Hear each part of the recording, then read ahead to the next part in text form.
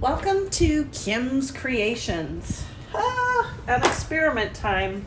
I'm not even going to bother to pull out a clean thing here because I am going to attempt my first bloom. So I went to Home Depot to try and find some tiles that I could just use and then wipe off because I know I'm going to be making a ton of mistakes, and I couldn't find tiles, but I did find vinyl flooring samples. So that is what I'm going to use as my tiles to experiment on. And last night I mixed up all my paints. I am excited because I get to use the Color Art's Primary Elements paints that I've had for a little bit. Now I have several concoctions here. First of all, look at this cute little bottle of Floetrol. I got that, and I want to show you actually a comparison because I have got wonderful connections and have a brother who lives in Australia, and he got me the big kahuna. So I've got the regular size, like for US, Floetrol, 4 liters here of Australian Floetrol, and just a little size comparison. You know, check that out. Crazy. So I am super, super thankful to my brother. Bro, thank you. Oh yeah. Hopefully I'll get the hang of this technique and can use this bottle. Well, not that I won't use it. I will certainly use it, but hopefully I won't hit you up for another big shipment. All right. So I am using Aussie Floetrol for my CA, and I have mixed it with Amsterdam's Lamp Black. So that's what I'm going to use as my cell activator. My pillow paint, I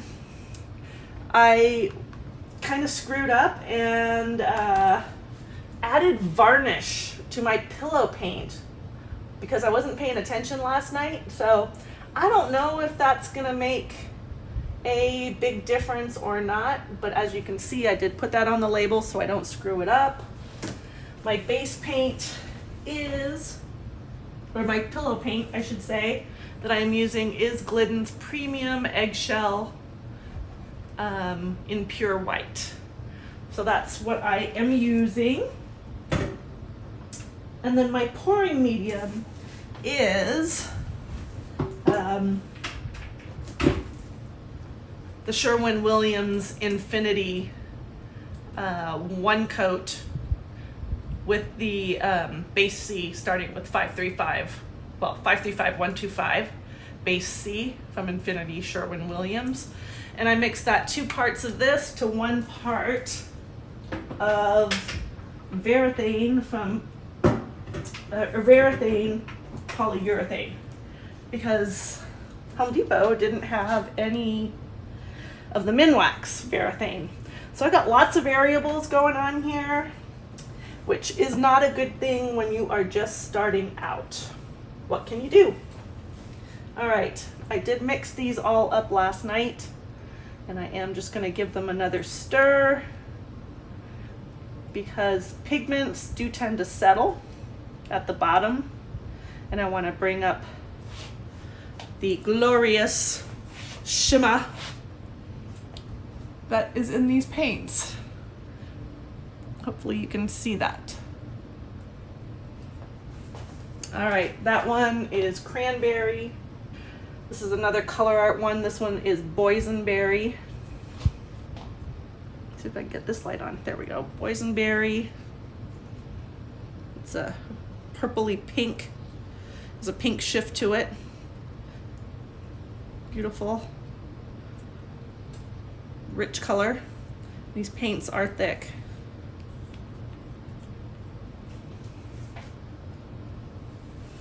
All right, this is my first tube paint, and it is Permanent Blue Light by Grumbacher.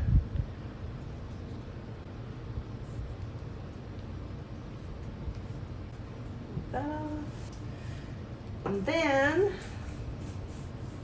I've got Primary Elements in Orange Peel.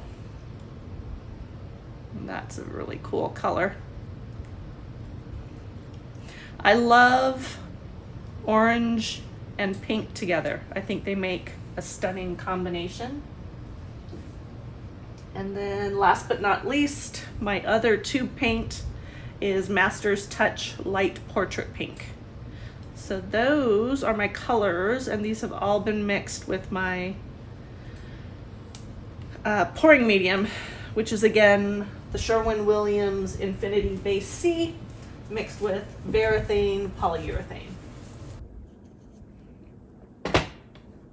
Put that down on the spinner for attempt number 1. All right, how do I want to layer my paints? That way or that way? I think that way.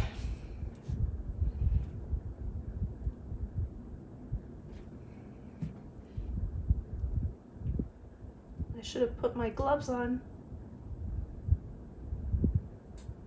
So these cute little 2-ounce containers are from Lilivethi. They are awesome. Perfect for keeping your paints preserved. You never want to waste your excess paints. All right, gloves on before any damage was done. Ooh, what's in there? And this way you can get any goobers out.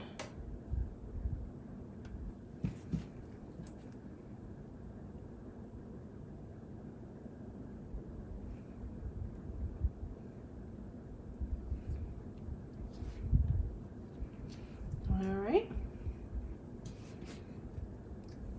I love this color. Color Art's Jasmine. So pretty. Got a good dollop of that on there. And you do want to layer these semi-transparent opaque because the colors shine up through them and are seen better, and it kind of gives your eye a place to rest as well. If you don't have all your paints being metallic. Metallic-like, I should say, because these are all pigments.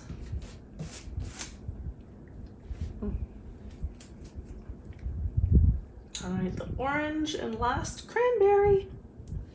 What a beautiful purple color. Also find that purple and orange together are beautiful. So I have no idea if you guys will see this or not, but there we go. So I have a big bottle of CA because this is the one thing I am sure of. And this is mixed 4-to-1, 4 parts Australian Floetrol to 1 part of the black Amsterdam paint. Got a hair on there already. All right. I'm gonna do like, I don't think I need much more than that. And then you get down and you blow.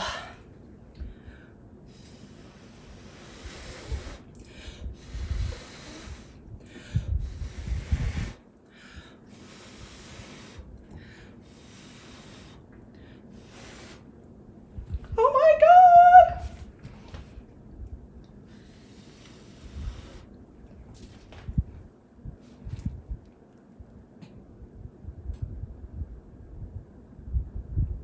Check it out. All right.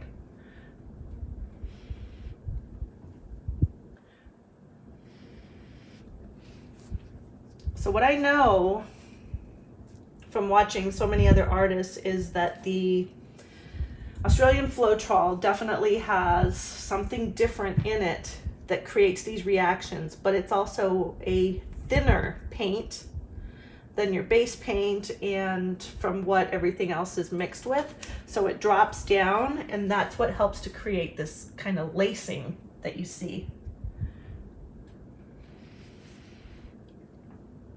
Wow.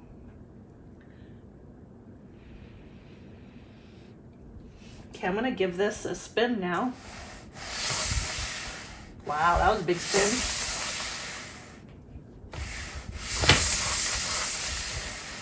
That was much better spin. I do have a proper turntable. I just want to get the hang of this first before I break the other one out. And this helps to kind of contain any potential disaster for the moment. Huh.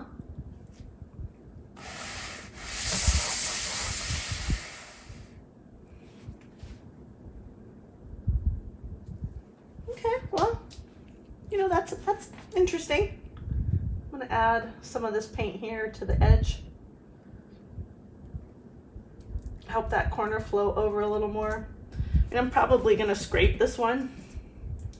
But for my first bloom, I'm just excited I got lacing. Oop. Let's get some over here too.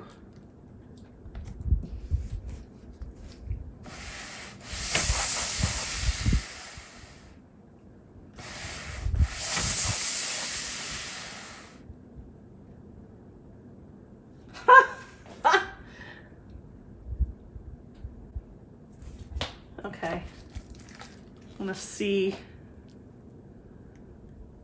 I do have some shimmery sparkle in there. Hopefully you guys can see that. I'm bringing this up to the camera.